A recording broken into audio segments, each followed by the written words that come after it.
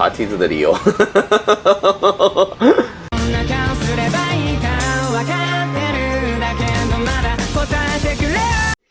Hello， 各位网友，大家好，我是大川哈。那么今天我们讲一个什么话题呢？今天我们讲讲郭文贵被捕的这么一个话题哈。那么作为在优管见证圈浪迹多年的一个就是视频博主呢，其实郭文贵对我们的影响呢其实是非常大的。郭文贵刚开始带来的所谓的爆料革命呢，实际上是对见证圈引发了一波关注狂潮哈。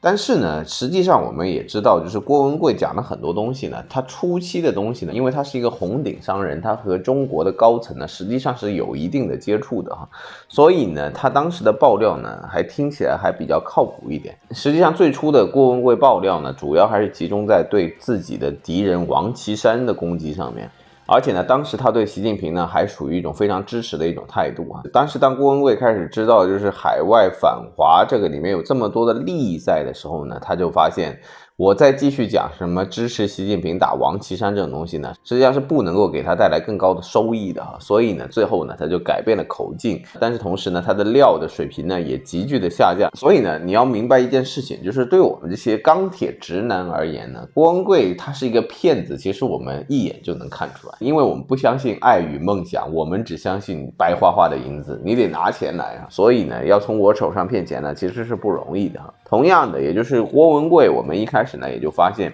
他的说话方式以及他的表演能力，还有包括他的演技，还有包括他那种挺直的腰板这些东西呢，全部加在一起呢，都是可以构成一个很能够欺骗人的一个形象。但是呢，我们就不大会被他骗。所以呢，被郭文贵骗的人呢，大部分呢就是比较吃演技的一帮人啊。然后呢，同时呢，郭文贵的这个长相呢，也会骗一大帮就是40-50岁的就是中年大妈啊。所以呢，在我们的角度来看呢，就是郭文贵被抓呢，不是说郭文贵被抓是个事儿啊，而是说郭文贵为什么这么晚才被抓？就是我们很早就发现，其实他是个骗子啊。就像那个王立强啊，还有包括就是什么郭文贵这一类的人哈，就是你们去看他的时候呢，如果你看不出他们的演技，看不出他们在表演的时候呢，其实呢，你们就已经被他骗了。你就比如说像陈文茜这样的，就是老狐狸精这种水平的这种女人哈，她当时在凤凰卫视的时候呢，实际上就认识郭文贵，然后呢说被郭文贵招待到了盘古大观里面去吃饭，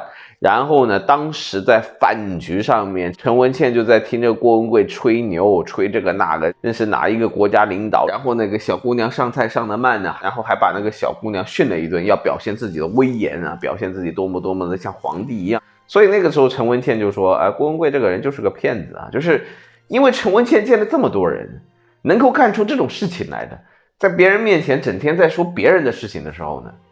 这个人就是个骗子。为啥呢？就是一讲到自己的东西呢，就会漏洞百出，很容易被人戳破啊。就所以呢，正常来讲，阅人无数的人呢，其实很早就知道郭文贵是骗子，跟那个王立强是一模一样的啊。就是他们在国内是诈骗，他们去了国外也是诈骗，只是他们去了国外之后发现，国外的人比较好骗。但是呢，从郭文贵这个事情上面呢，我们可以联想到很多事情啊。就是郭文贵比较像一个什么样的人呢？我就想起这个叫做洪秀全呢。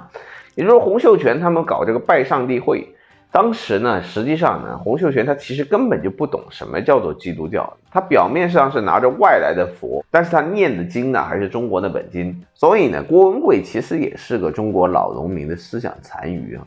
你就看他很多事情哈，什么咬破手指头去写那个契约书，然后动不动呢就跪在那里。为什么有那么多的民主斗士就边洗碗然后边送外卖的这些人会把钱扔给郭文贵呢？就和洪秀全的问题是一样的，就是对他们来讲，民主不民主和信不信上帝教这个东西其实根本就不重要，他们只是听到了一个比较流行的一个概念，然后呢，他们不知道这个概念是什么东西，但是有一个人呢把这个概念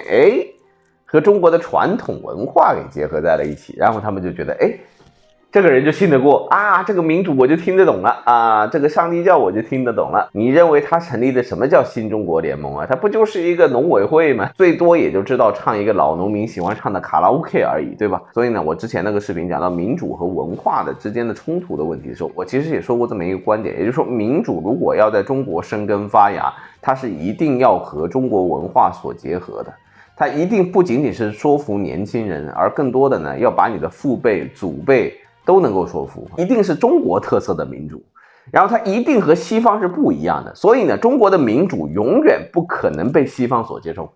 这就是我们讲的一个根本的观念。郭文贵再怎么样讲民主法治，他最终能够吸引到观众，然后吸引到人给他投钱呢，还是要靠那些文化。所以呢，郭文贵这件事情呢，除了知道他是个诈骗犯之外呢，我想的东西呢，其实也就是如此啊，也就是所谓的政治啊。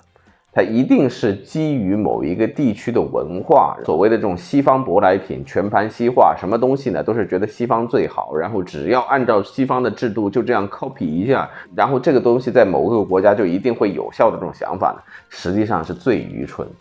的啊。所以呢，这个10亿美金呢，实际上是会让这些所有的反华，还有包括就是法轮功这帮人呢，都看得特别眼红的一个成绩哈。你要拿那么多钱，你能干嘛呢？你只能结合文化，也就是拿着民主神教和中国的传统文化进行一个结合，然后呢，骗钱，那不就来了吗？这就是我对郭文贵事件的一个最终的一个感想吧。好吧，那么今天我们这个视频就做到这里，谢谢大家，我们下期再见，拜拜。